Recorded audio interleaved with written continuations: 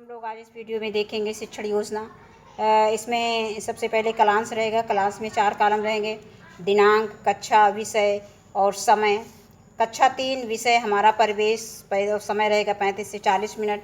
सबसे पहली हेडिंग इसमें रहेगी लर्निंग आउटकम। बच्चे अपने घर के आसपास रहने वाले लोगों को जानते व पहचानते हैं और उनसे बात करते हैं।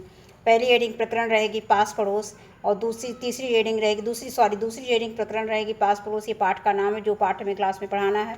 तीसरी हेडिंग रहेगी सीखने सिखाने की सामग्री। इसमें हमने पाठ्य पुस्तक लिया है। और चौथी हेडिंग है सीखने सिखाने की प्रक्रिया गतिविधियाँ।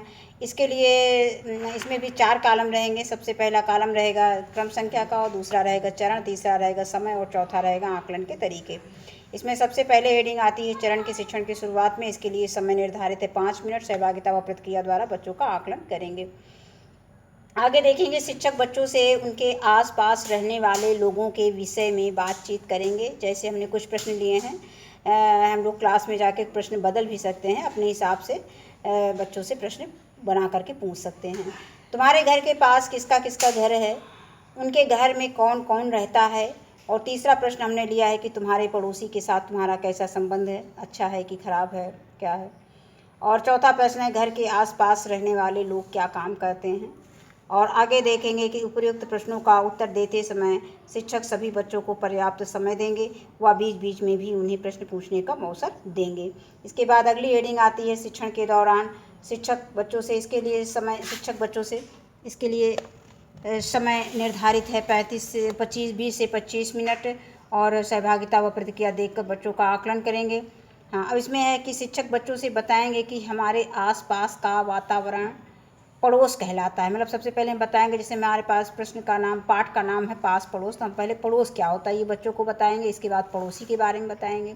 तो पड़ोस क्या होता है, हमारे आसपास का वातावरण पड़ोस कहलाता है। मतलब आसपास जो भी चीज़ें होती हो वो सब पड़ोस होता है।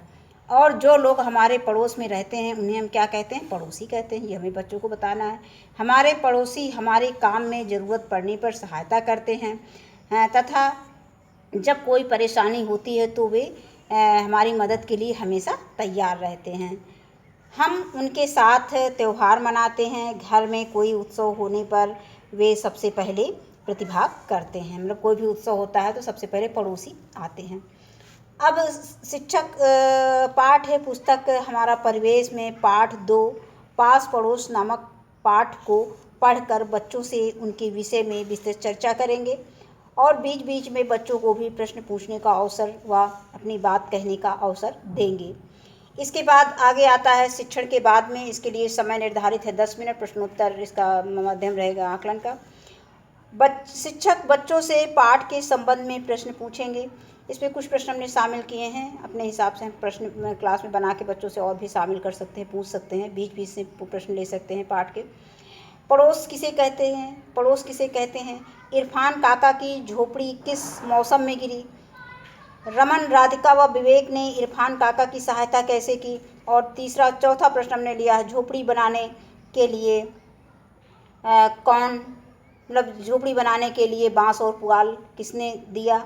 और 5वां प्रश्न है पड़ोसी किसे कहते हैं।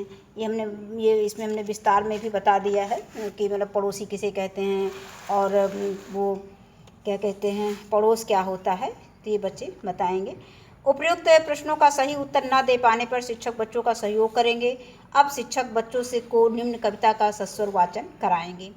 उसमें दिया है कि पाठ के बीच में आया है कि वो पड़ोसी जो है त्यौहार पर एक दूसरे से मतलब मिलकर त्यौहार मनाते हैं। सब लोग मिल करके, पड़ोसी मिल करके त्यौहार मनाते हैं। तो इसमें जैसे त्यौहार हमारा होली है। होली आई सबके मन को खूब है भाई। नीले पीले लाल रंगों से भरी भरी पिचकारी लाई। पापड़ मटरी लड्डू गुजिया सबने मिलकर खूब है खाई। इसके बाद एक त्यौहार और है जो कि हम लोग पड़ोसियों के साथ या सबके साथ मिलकर मनाते हैं। ईद आई सबके घर में सिवई बनी। सिवई खाकर ईद मनाई। सबने सबको गले लगाई। इसमें भी गले लगाया जाता है और होली में भी गले मिला जाता है। तो ये हो गया। इसके बाद आगे अगली हेडिंग आती है प्रदत्त कार्य, गृह कार्य और असाइनमेंट।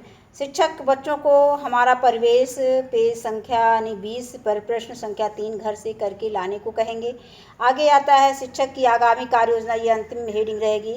इसमें कक्षा शिक्षण के समय जिन बिंदुओं पर विस्तार से चर्चा नहीं हो पाई है उन बिंदुओं को शामिल करते हुए शिक्षक आगामी कार्य योजना का निर्माण करेंगे। धन्यवाद।